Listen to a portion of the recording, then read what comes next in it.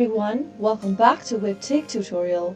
In today's video, I'm going to show you how to change your email address on Tubi. So let's get started. Open a web browser and into the URL box type in tubitv.com and press enter on your keyboard. Also make sure that you are logged into your account. Once you are, go and mouse over to your name at the top right hand corner and click on account settings in the pop-up.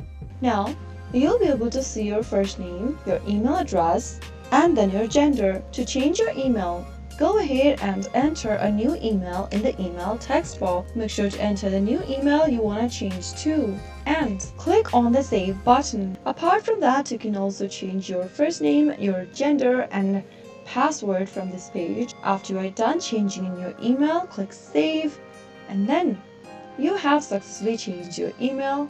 You'll now need to verify your email, so go ahead and open up your email inbox. Now you'll receive an email from Tubi asking you to verify your email. Click it open and then click on this verify your email button. Soon after you do that, you'll be able to change your email address and verify it as well. So that's how you can easily change your email on Tubi. If you found the video to be helpful, go ahead and give us a thumbs up. Don't forget to subscribe to our channel by hitting the subscribe button.